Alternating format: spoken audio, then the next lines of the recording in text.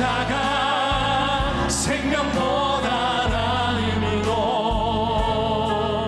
내 입술이 여호와를 찬양하리. 주의 인자심이 생명보다 나음으로 내 입술이 주를 찬양할 것이라. 주를 찬양하며 하나님이시여 나를 강하게 하소서. 느헤미야가 그렇게 기도했습니다. 우리도 그렇게 이 시간 기도하며 나갑니다. 여호와는 나의 힘이요 나의 힘이요 여호와는 나의 구원이시니 내가 누구를 두려워하리요. 여러분을 벼랑으로 메꾸고 오는 벼랑으로 이끄는 그 음성에 집중하지 말고 우리 주님께 집중합시다. 주의 인자가 생명보다 나음으로 내 입술이 여호와를 찬양하니 내 평생에 주를 찬양하며 주의 우리가 주의 이름으로 우리가 다시 한번 손들고 찬양합니다. 주를 찬양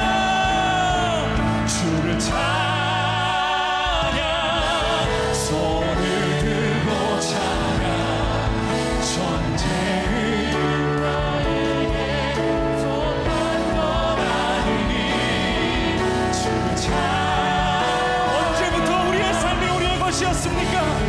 단 한 번도 주님의 손을 떠난 적 없습니다. 주님 우리를 이끌어 주옵소서. 우리 마지막으로 고백합시다. 주를 찬양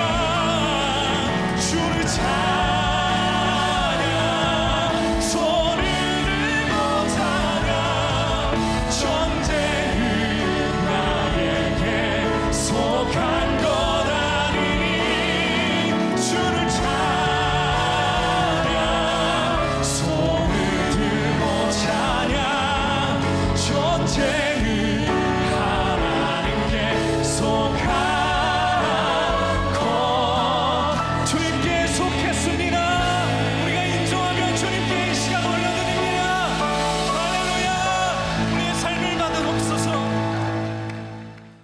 오늘 우리에게 주시는 하나님의 말씀은 느헤미야 4장 1절에서 14절입니다.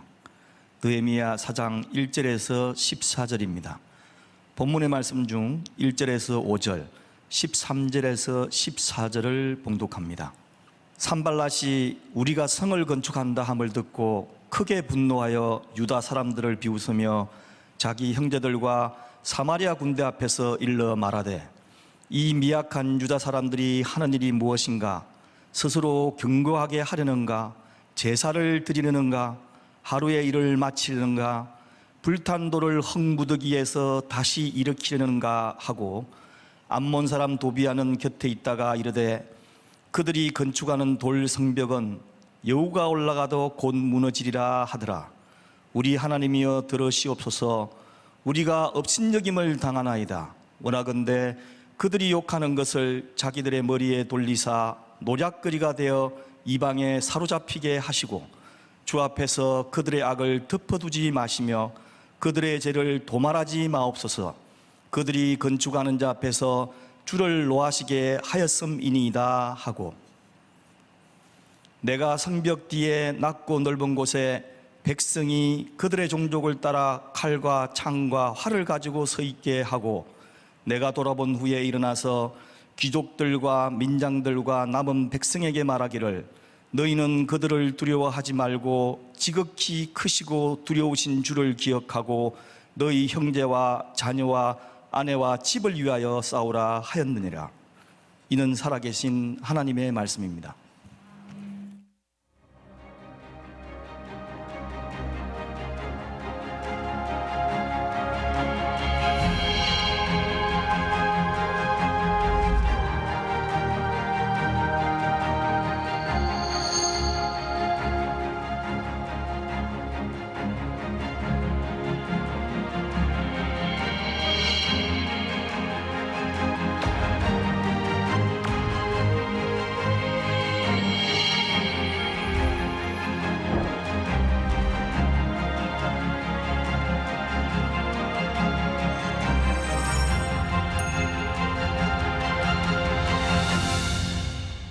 오늘은 두 번째 시간, 제목은 하나님을 기억하라입니다. 자, 오늘 하나님을 기억하라, 이걸 가슴에 딱 넣고 가시면 될 것 같아요.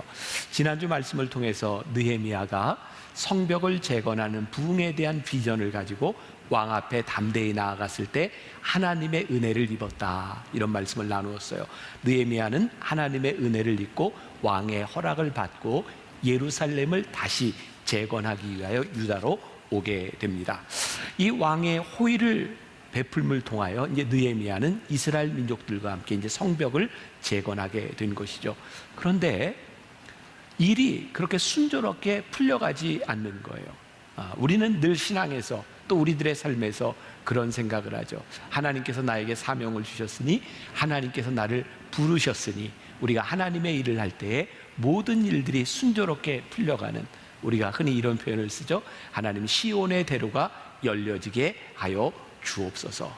우리는 흔히 시온의 대로가 열린다고 하는 것을 아무 문제가 없는 것이라고 착각할 때가 있습니다. 아니요, 시온의 대로가 열려져도 그 시온의 대로를 달려가는 우리들에게 여전히 문제는 존재합니다.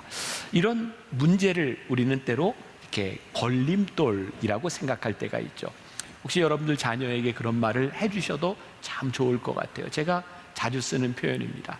우리들의 삶에 걸림돌이 놓였을 때 이 걸림돌에 넘어지면 걸림돌이지만 이 걸림돌을 딛고 일어서면 그 걸림돌은 디딤돌이 되는 것입니다. 여러분, 걸림돌은 늘 우리들에게 있지만 문제는 우리들이 걸려 넘어지는가 아니면 디딤돌로 삼느냐에 대한 문제이겠죠. 바로 부흥의 비전, 그리고 성벽을 재건하는 꿈을 가지고 왔던 느헤미야와 이스라엘 백성들에게 오늘 걸림돌이 놓이게 된 일입니다. 자, 오늘 말씀, 이 배경의 상황을 잘 이해하게 하는 부분이 느헤미야 2장 17절부터 19절까지 있습니다. 우리 같이 한 목소리로 읽어보겠습니다. 시작. 후에 그들에게 이르기를, 우리가 당한 곤경은 너희도 보고 있는 바라.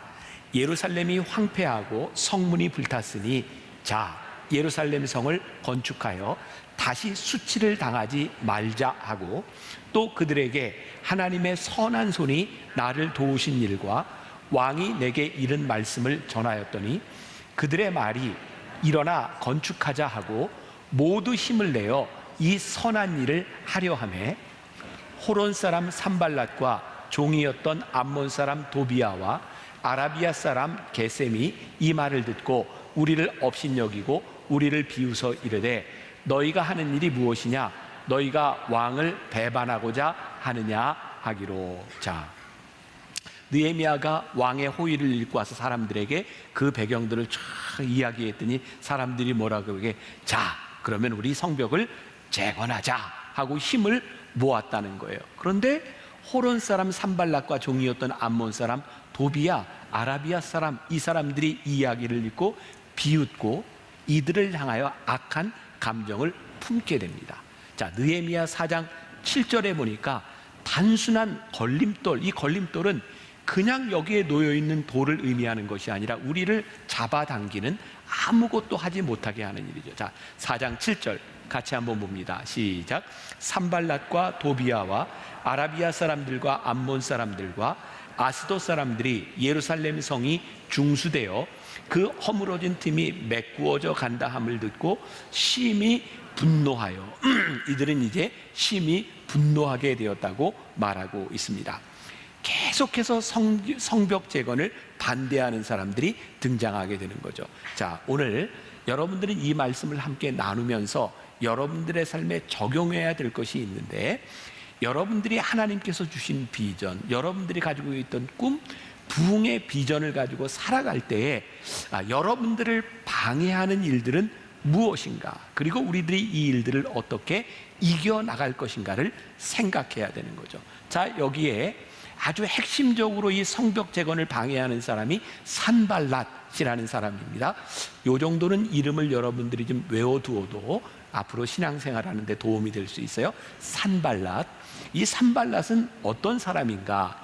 고대에 엘레판틴 파피루스라고 하는 문서에 보면, 성경이 아니고 고대 문서에 보면 사마리아의 총독 산발랏이라고 하는 이름이 나옵니다. 자, 사마리아, 제가 여러분들에게 여러 번 지도를 가지고 이렇게 설명을 해드렸죠. 이스라엘이 북왕국 이스라엘과 남왕국 유다로 나뉘어집니다. 북왕국 이스라엘은 아수르에 의해 멸망을 하고 남유다는 바벨론에 의하여 멸망하게 되죠. 바로 아수르에 의하여 멸망되었던 그 북이스라엘을 다른 말로 사마리아라고 부르기도 했습니다. 사마리아의 총독 산발랏이라고 하는 사람은 바로 저기 바사 왕국, 바벨론 왕국, 그 시대를 지배하고 있던 그 왕국에 의하여 임명받은 총독이었을 것입니다. 그런데 이 산발랏이 어떤 사람인가를 이렇게 좀 볼 수 있는 근거가 느헤미야 13장 28절에 있는데요. 자, 읽어드릴게요. 느헤미야 13장 28절에 대제사장 엘리야십의 손자 요야다의 아들 하나가 호론 사람 산발랏의 사위가 되었으므로 라는 말이 있어요. 대제사장의 손자 중에 하나가 이 산발랏의 사위가 되었다라고 되어 있고요. 또 산발랏의 아들의 이름들이 나오는데 이런 이름이에요. 들라야, 셀레마야라고 하는 이름입니다.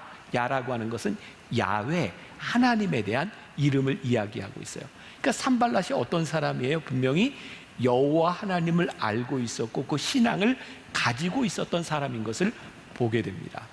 산발랏이 이방 사람이었지만 그는 동일한 신앙을 가지고 있는 사람이었는데 집요하게 하나님의 역사, 하나님의 부흥, 성전이 재건되는 것을 막고 있었어요. 여러분 가만히 보세요. 우리들이 신앙생활을 하고 우리들이 살아가는데 우리들의 적은 외부의 적보다 내부의 적이 훨씬 더 무서울 때가 많이 있습니다. 아마 저뿐만 아니라 여러분들이 그런 생각을 하실 거예요. 이 코로나로 인해서 교회가 많이 어려워지고 또 때로 교회가 무언가 잘못함으로 인하여 세상에 손가락질을 받고 있을 때 세상 사람들이 교회에 향해서 말하는 것은 우리들이 이겨내야지 라는 생각을 가지고 있을 수 있지만 정말 마음 아픈 건 교회 안에 있는 사람들이 서로 손가락질을 하고 욕을 할 때죠. 자, 여러분들이 구별을 할 수 있다고 생각해야 돼요. 우리 안에서 혹시 잘못된 일들이나 우리들이 회개해야 될 일이 있을 때 우리들이 그 안에서 잘못을 덮어두는 것이 아니라 우리의 잘못을 지적하는 일이 분명히 있어야 된다고 생각해요. 그러나 그 지적을 할 때 거기에 사랑이 있는가 아니면 이 교회라고 하는 우리들의 공동체를 깨려고 하는 것인가, 이것에 대한 구분은 우리들에게 있어야 될 것 같아요. 이 산발랏은요, 그가 신앙이 있었는데 그 이스라엘 사람들이 성벽을 재건하는 것을 철저하게 방해하는 사람이었죠. 또한 그의 그 하인이었던 도비야, 아라비아 사람, 이방 사람들이 이 일들을 방해하고 있는 거예요. 자, 우리들이 하나님의 뜻대로 살려고 하고 우리들이 하나님의 뜻대로 부흥의 비전을 가지고 살아가려고 할 때 우리를 비웃는 자들에 대하여 우리는 어떻게 할 것인가? 자, 이들이 어떻게 비웃었는가? 느헤미야 4장 1절부터 3절 우리 다시 한번 봅니다. 같이 봉독합니다. 시작. 산발랏이 우리가 성을 건축한 다음을 듣고 크게 분노하여 유다 사람들을 비웃으며 자기 형제들과 사마리아 군대 앞에서 일러 말하되 이 미약한 유대 사람들이 하는 일이 무엇인가? 스스로 견고하게 하려는가? 제사를 드리려는가? 하루의 일을 마치려는가? 불탄 돌을 흙 무더기에서 다시 일으키려는가 하고 암몬 사람 도비아는 곁에 있다가 이르되 그들이 건축하는 돌 성벽은 여우가 올라가도 곧 무너지리라 하더라. 산발랏이 크게 분노하여 비웃었다라고 하는 말에 저는 주목할 필요가 있을 것 같아요. 예루살렘 성벽이 재건되는 것을 보면서 크게 분노하여 비웃었다. 왜 그랬을까요? 혹시 여러분들 2006년도에 그 WBC 월드 베이스볼 클래식이라고 하는 세계 야구 대회가 열렸을 때 2006년에 이치로라고 하는 유명한 일본 선수가 했던 망언, 우리들에게는 망언이죠. 기억하시는 분이 있는지 모르겠어요. 이치로는 미국 메이저리그에 가서 신인상도 받고 MVP도 받고 일본의 전설적인 선수입니다. 그 친구가 2006년에 일본과 우리나라가 경기를 하기 전에 이런 얘기를 했어요. 앞으로 30년 동안 한국이 일본을 이길 생각을 하지 못하도록 만들어주겠다. 그 이야기를 듣고 그 당시에 투수였던 일본 사람들에게 가장 강한 투수가 구대성 선수, 박찬호 에이스가 있었어요. 두 사람이 그렇게 얘기하죠. 우리가 일본은 꼭 이기고야 말겠다. 그리고 예선에서 2번 일본을 이깁니다. 지금은 고인이 된 야구 해설가 하일성 씨가 그런 얘기를 합니다.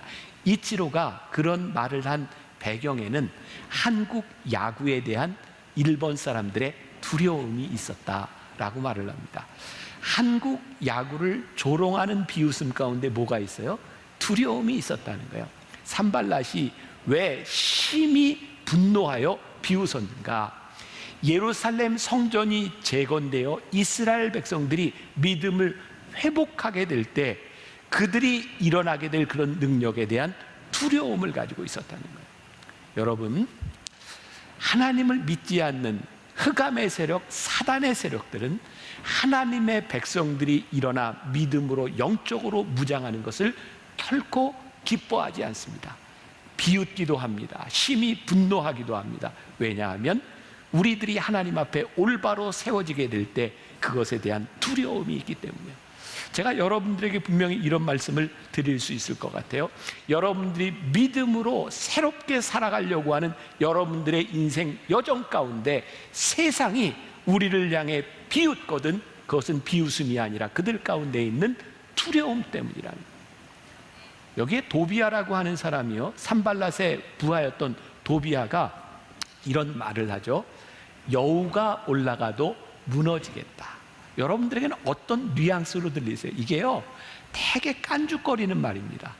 진짜 얄미운 것은요, 막 욕을 하고 이러는 사람이 아니라 옆에서 깐죽깐죽대는 사람이에요. 이 도비아가 옆에서 깐죽대는데 뭐라고 얘기하냐면 성벽을 재건하고 있는데 여우가 올라가도 무너지겠다.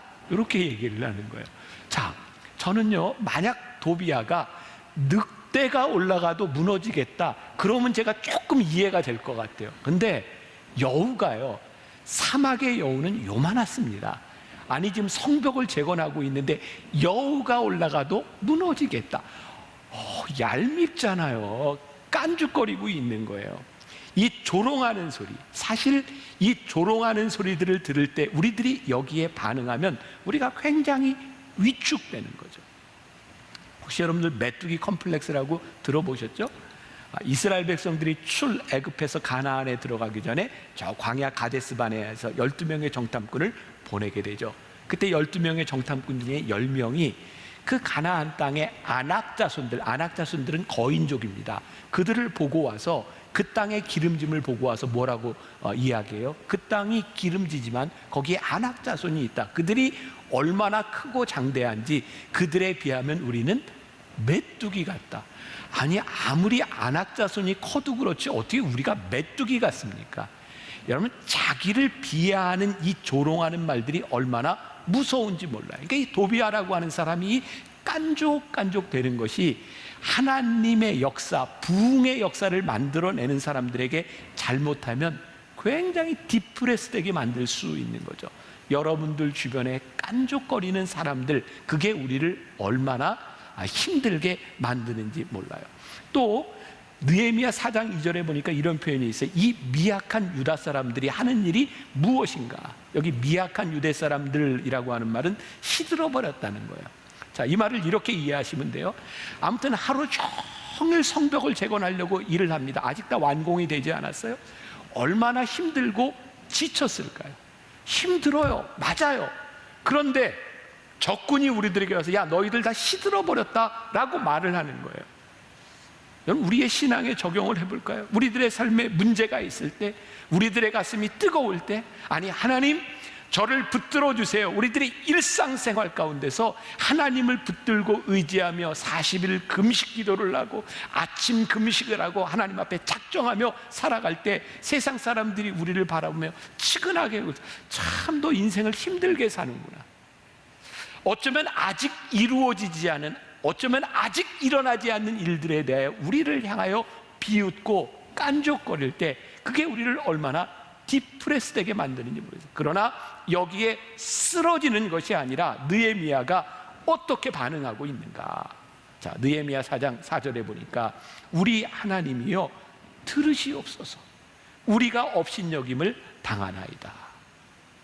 오늘 사실 말씀의 가장 중요한 포인트 중에 하나예요. 우리 하나님이여 들으시옵소서. 저들이 하는 말을 들으시옵소서. 하나님 지금 뭐 하고 있어요? 고자질하고 있는 거예요. 고자질. 여러분, 어린아이가 아빠에게 가서 고자질, 아빠 쟤 좀 보세요. 그런데 우리들에게 가장 큰 능력이 뭐냐면 그들에 대하여 지금 대항하는 것이 아니라 하나님, 저들이 업신여기는 소리를 하나님 들으시옵소서. 우리들에게 가장 강력한 무기가 뭐예요? 우리를 디프레스하게 만드는 이 상황들과 사람들에 대하여 하나님 들으시옵소서. 이게 뭐예요? 기도하는. 우리가 목회 기도를 끝나면 부르는 찬양이 있습니다. 주께 기도 드리오니. 주께 기도 드리오니 반주가 될까요? 우리 한번 불러볼까요? 우리가 매주 부르는 찬양이에요. 주께 기도 드리오니 우리 기도를 들어주시고 주께 구하는 모든 소망 들어주소서. 제가 오늘 이 찬양을 그냥 요 기도 찬양을 부르는데 눈물이 나는 거예요. 하나님, 우리 성도들 가운데 이렇게 간절하게 기도하는 성도들이 있습니다. 그리고 오늘 10시 예배 때 예배를 마치고 그렇게 눈물을 흘리는 사람이 많아요. 그 제 마음에 하나님, 정말 이 시대를 살아가며 정말 힘들게 살아가는 분이 많군요. 그런데 주께 기도 드리오니 이 찬양이 야, 이렇게 간절한 고백이구나. 다시 한번 불러볼까요? 12시 예배는 다음 예배 시간하고 좀 멀리 떨어져 있어서 언제 끝날지 모를 것 같아요. 주께 기도 드리오니 주께 기도 드리오니 우리 기도를 들어주시고 주께 구하는 모든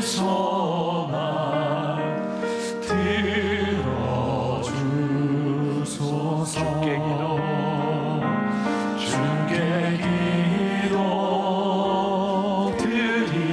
드리오니 우리 기도를 들어주시고 주께 구하는 모든 소망 들어주소서. 오늘 말씀 가운데 느껴지는 그 분위기, 제가 이 성경을 읽을 때 우리들이 상상의 나라를 보고 한번 성경을 보자, 그 안으로 들어가 보자, 그런 얘기를 제가 자주 하잖아요. 이 상황 가운데 느헤미야가 하나님이여 들으시옵소서, 이 기도할 때 이 기도는 막 소리를 내서 막 이런 그게 아니라 하나님 앞에 간절하게 부르는 아주 작은 소리의 기도였을 것이다 라는 생각이 들어요. 그리고 하나님 들으시옵소서라고 기도할 때, 하나님 앞에 맡길 때 우리의 모습들이, 우리의 상황들이 다시 보이기 시작하죠. 자, 느헤미야 4장 6절에 보니까 이렇게 말씀이 되어 있어요. 이에 우리가 성을 건축하여 전부가 연결되고 높이가 절반에 이르렀으니 이는 백성이 마음 들여 일을 하였음이니라. 지금 뭐예요? 도비야가 아까 어떻게 깐죽거렸죠? 여우가 올라가도 무너지겠다 뭐 이러고 막 비웃고 이러는 상황 가운데 주여 들으시옵소서 기도하고 뭘 봤어요? 우리가 지금 성을 건축하여 성이 이미 전부가 연결이 되었고 그 높이가 절반에 이르렀으니 이는 이 백성들이 마음 들여 일을 하였습니다. 그들의 비웃음 가운데 깨닫게 된 게 뭐예요? 하나님, 어렵고 힘들고 저 적들이 우리를 비웃고 있지만 하나님, 우리가 지금까지 한 일, 에벤네셀의 하나님, 하나님이 우리를 여기까지 이르게 하셨습니다. 제가 어제 어떤 가정의 신방에서 그런 이야기를 했어요. 하나님께서 여기까지 우리를 이르게 하셨으니 지금도 우리와 함께 하시고 앞으로도 우리와 함께 하실 하나님을 믿습니다. 지금까지 이루어 놓은 일, 에벤네셀의 하나님을 본다고 하는 것은 미래에 대한 소망을 우리들에게 가지게 된다는 말이죠. 그런데 여기에서 끝나지 않는 거예요. 우리가 이렇게 기도하고 우리들이 이렇게 영적으로 무장을 할 때 우리를 무너뜨리려고 하는 저 산발락과 도비아는 느헤미야 4장 8절에 보니까 다 함께 꾀하기를 예루살렘으로 가서 치고 그것을 요란하게 하자 하기로. 이들이 이제 비웃는 것으로 그친 것이 아니라 어떻게 하겠다고요? 이제 우리들이 직접 올라가서 너희와 전쟁을 하겠다. 그러니 지금까지와는 다른 상황들을 맞이하게 된 거죠. 참 힘든 게 그런 거 아니에요? 우리가 문제를 요만큼 해결하고 하나님께 기도하고, 야, 하나님 우리를 여기까지 인도하셨어. 우리의 마음을 다 이렇게 다 잡고 우리들이 뭔가를 하려고 하는데 더 큰 반대에 부딪히게 되는 거예요. 아마 오늘 여러분들이 말씀을 듣고, 아, 하나님 그렇죠, 하나님 들으시옵소서, 우리가 기도하고 이 세상으로 담대히 나아갔을 때 우리들 담대하게 나아갔는데 또 그 담대함을 흔드는 적들이 우리들에게 얼마든지 나타날 수 있는 거예요. 제가 말씀을 묵상하다 그런 생각을 했어요. 아, 그렇군요. 하나님을 믿는 사람들이 걸어가는 이 시온의 대로 가운데 이 걸림돌은 우리 인생의 문제들은 언제나 있는 것이군요. 근데 진짜 문제는 문제가 아니에요. 진짜 문제는 이 문제를 해결하려고 하는 우리의 열망이 사그러지고 하나님이 우리들에게 주신 열정이 사그러지는 것이 문제지, 더 큰 문제가 우리들에게 다가오는 것이 문제는 아닌 것 같아요. 저도 말씀을 묵상하고 준비하다가 제 삶에 적용을 해봤어요. 그리고 이 말씀을 묵상해 보았어요. 제가 만나교회 처음 사역을 한 게 98년이니까 이제 24년이 돼가네요. 그 당시 만나교회는 참 어려운 상황 가운데 있었어요. 제가 창립기념일 때 가끔 이야기하지만 그 당시에 만나교회를 건축하고 이 만나교회 건축이 끝났을 때 IMF가 왔거든요. 여러분 그때 기억하시죠? 은행이자가 23%, 25%까지 막 치솟았던 때 IMF.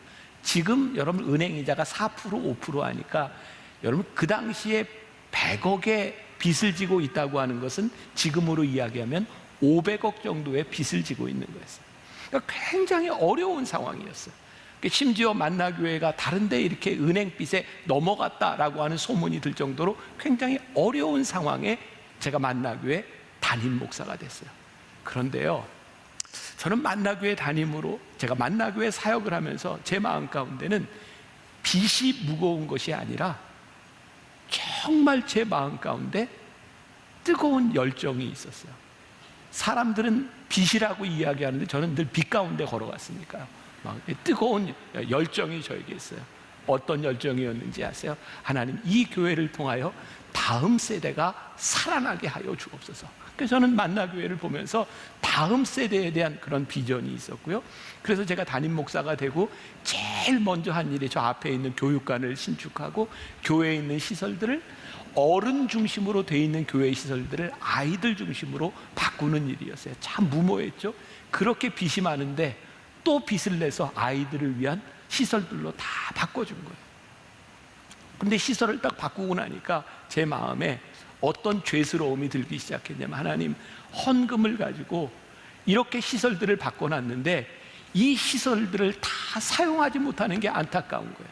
그때부터 그런 기도를 하기 시작해서, 하나님, 헌금으로 만들어진 이 교회가 일주일 내내 이 성전을 드나드는 사람들로 꽉 채워지게 하여 주옵소서. 그렇지 않으면 제가 죄를 짓는 느낌이었어요.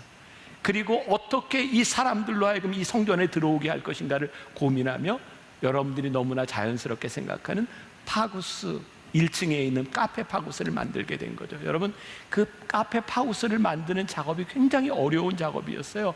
뒤에 여러분들이 들고 나는 그 문 다 벽을 다 뚫어서 냈고요. 우리 교인들이 사용하던 공간을, 여러분들 20년 전 파우스를 만든다는 건 지금 교회에서 카페를 만든다는 것과는 아주 다른 문제였어요. 그런 교회들이 거의 없었으니까. 그런 일들을 하면서 제 속에 끊임없이 타오르는 게 뭐였냐면 제 속에 있는 열정이었어요. 그때는요, 저에게 문제라고 생각되는 것이 문제로 여겨지지 않았어요. 왜? 제 안에 뜨거운 불이 있었거든요. 하나님께서 이 교회를 통해 이루실 역사들이 제 안에 있었거든요. 그런데 요즘 제 속에 문제가 된 게 무엇인가? 우리 장로님들과 간담회를 하면서 제가 그런 고백을 했어요. 그때는 저에게 뜨거운 불이 있어서 문제를 보면 늘 문제를 이겨야 된다고 생각했는데, 요즘은 문제가 생기면 제가 자꾸 돌아가거나 제가 자꾸 뒤로 물러서려고 하는 그런 모습이 제 안에 보입니다. 한 장로님이 저에게 그런 얘기했어요. 목사님, 계속하세요. 목사님, 열심히 하세요. 하고 싶은 거 하세요. 목사님 열정이 꺾이지 않도록 하세요. 제가 요즘 기도하는 게 뭔지 아세요? 하나님, 혹시라도 나이가 들면서 열정이 꺾여지지 않게 하여 주옵소서. 제 속에 있었던 뜨거운 불이 사라지지 않게 하여 주옵소서. 제가 그제도 식사를 하는데 제 아내가 사모겠죠?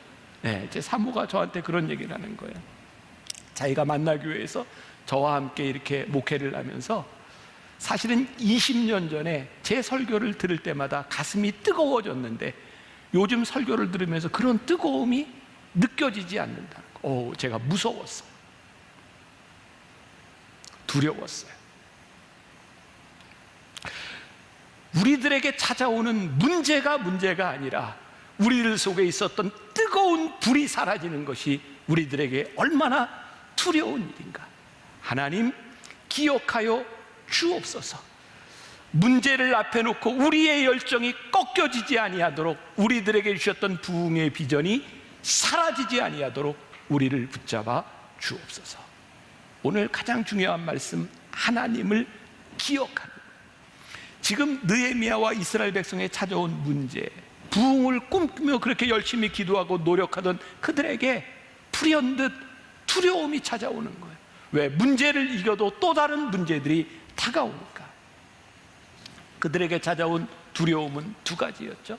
하나는 문제를 해결하고 열심히 일을 하고 있는데도 이제는 그들이 쳐들어올지 모른다고 하는 두려움이 있었어요. 또 하나의 두려움은 그 느헤미야 6장 6절에 한번 보세요.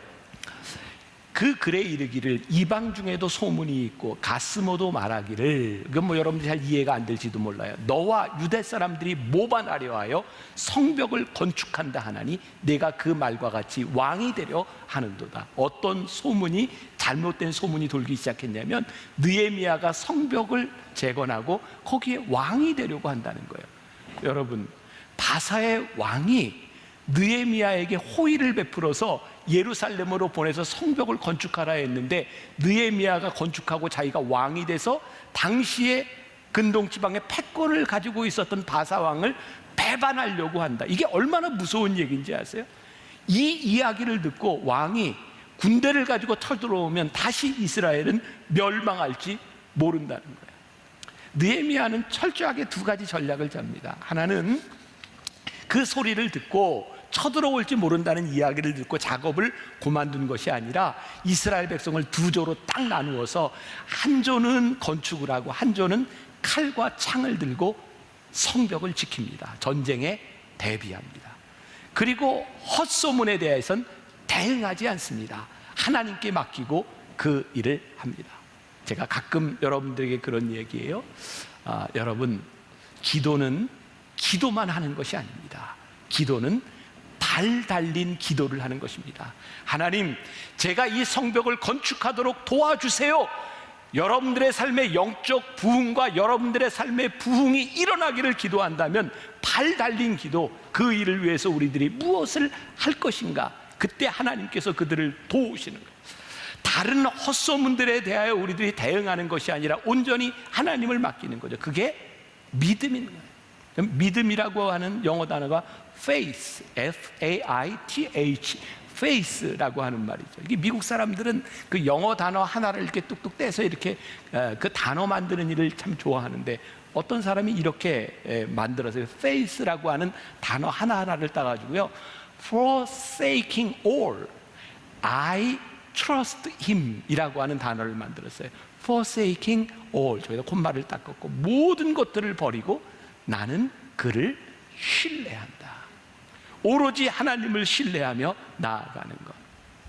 또 이게 오늘은 이렇게 말씀을 준비하면서 저에게 떠오른 찬양들이 많아서 여러분들과 이렇게 많이 부르게 되는데, 어렸을 때 교회 학교 다닐 때 여름 성경학교 때 제가 불렀던 찬양이니까, 노래니까 여러분들 중에도 기억하는 분이 많이 있을지 몰라요.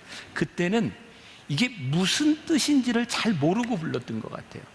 나는 진군하는 보병이나 라고 하는 찬양인데요, 제가 토요일 날 부르다 보니까 음과 음 사이로 불러가지고 반주하는데 되게 힘들었던 것 같아요. 그래서 제가 반주를 듣고 부르는 게 좋을 것 같아요. 우리 한번 불러줄래요?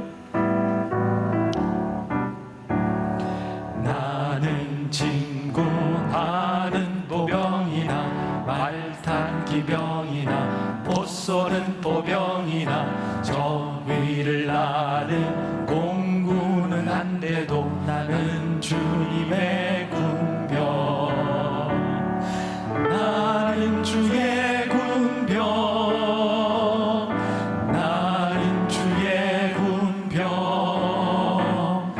나는 진군하는 보병이나 말탄 기병이나 못 쏘는 보병이나 저 위를 나는 공군은 한데도 나는 주님의 군병. 제가 어렸을 때 이게 무슨 뜻인지를 잘 몰랐어요. 나는 진군하는 보병이나 못 쏘는 보병이나, 뭐 하나 빼먹었나? 말타는 기병이나, 뭐 다 알잖아요, 빼먹어도. 네. 적 위를 나는 공군이 한데도 뭐예요? 나는 주의 군병. 야, 이게 이런 가사였구나. 나는 주의 군병. 나는 주의 군병. 아, 내가 하나님께 속한 자구나. 내가 주님의 군병이구나. 내가 말 타고 포를 가지고 공군이 비행기를 가지고 이것이 문제가 아니라 내가 하나님께 속한 자구나. 하나님 기억하여 주옵소서. 제가 주께 속한 자입니다. 이게 우리들에게 힘이구나.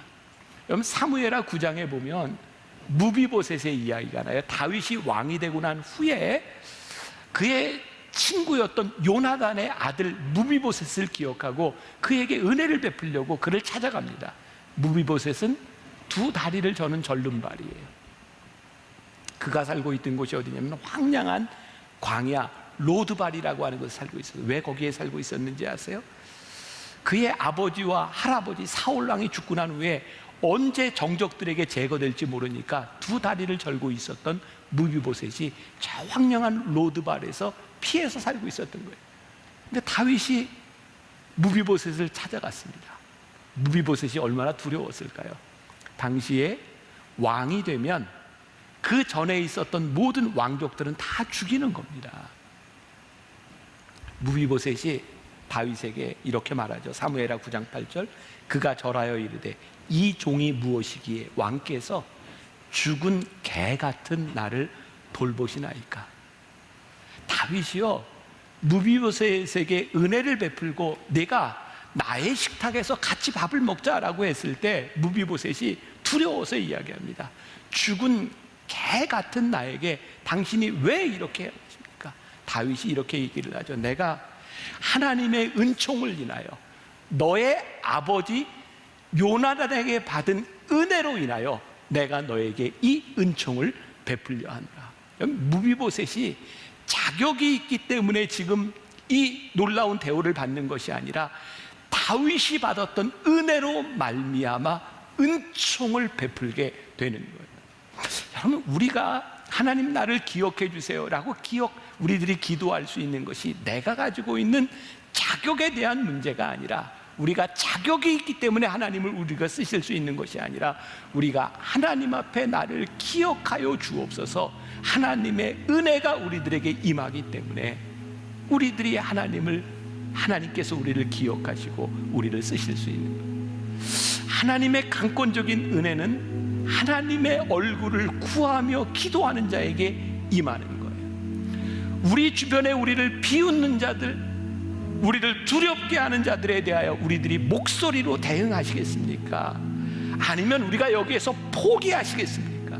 아니면 하나님 나를 기억해 달라고, 내가 주께 속한 자입니다 라고 기도하시겠습니까? 제가 요 앞에서 늘 앉아 있다가 이렇게 나옵니다. 제가 이제 기도할 때 저에게는 언제부터인가 작은 습관이 된 게 있어요.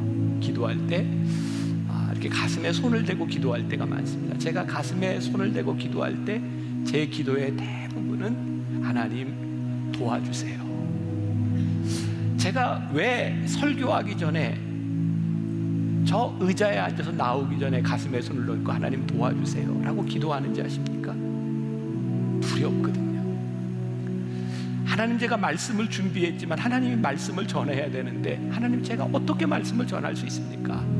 제가 두려워요. 그래서 늘 가슴에 손을 넣고 기도합니다. 하나님 도와주세요. 그리고 제가 종종 그런 생각을 합니다. 하나님, 제가 하나님의 말씀을 전할 때 더 이상 저에게 두려움이 생기지 않을 때 이 강단에 서지 않을 용기를 주세요. 두려움이 떠나가서 하나님 도와달라고 기도하지 않으면 어떻게 하나님의 은혜가 우리 가운데 임할 수 있겠습니까?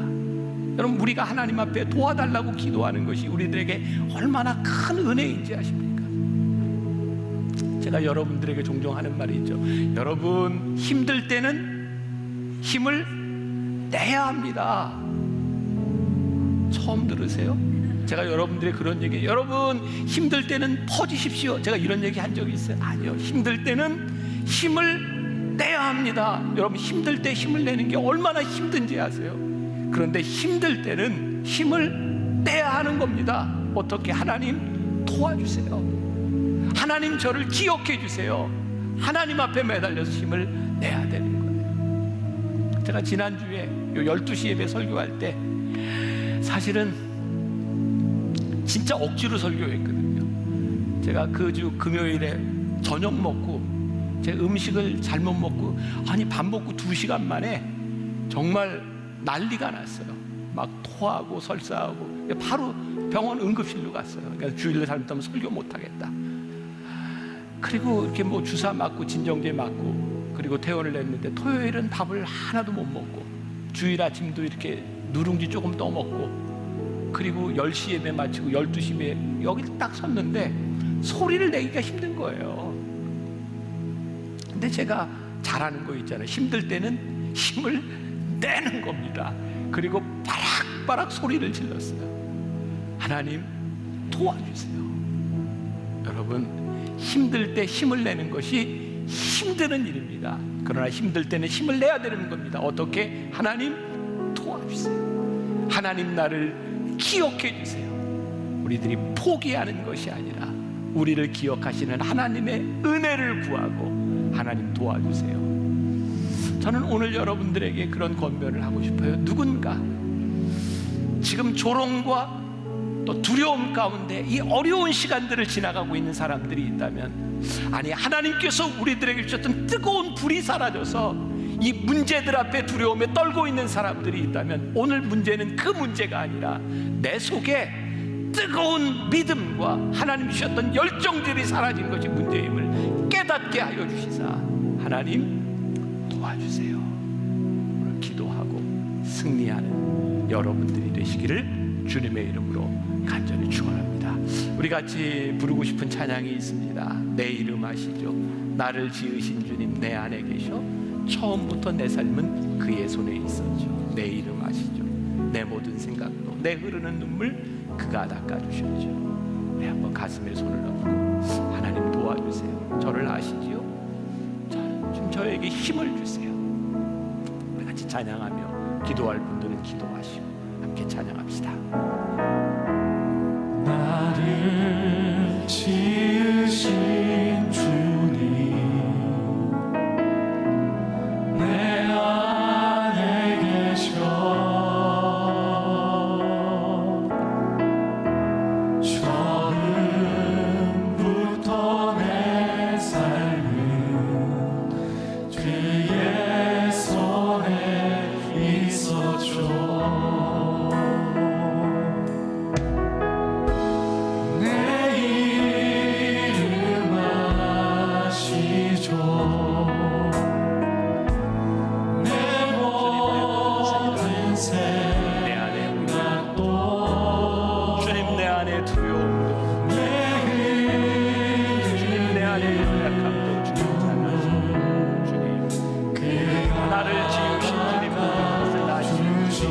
주님 나를 기억하여 주옵소서. 주님 나를 도와주옵소서. 아버지 하나님 사랑하는 주님 간절히 기도합니다. 주님 우리의 연약함을 하나님 앞에 내어놓고 하나님 내 안에 죽었던 열정이 살아나게 하여 주옵소서. 하나님 비겁하게 숨어있던 우리들의 모습이 하나님 앞에 다시 한번 세워지게 하여 주옵소서. 주님 앞에 우리를 세워주옵소서.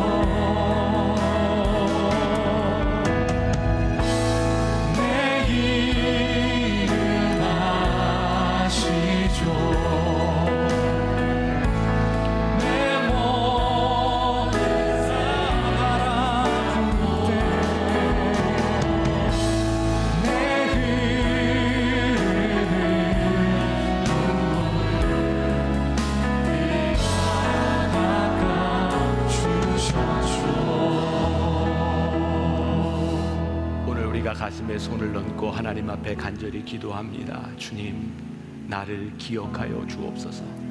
나를 도와주옵소서.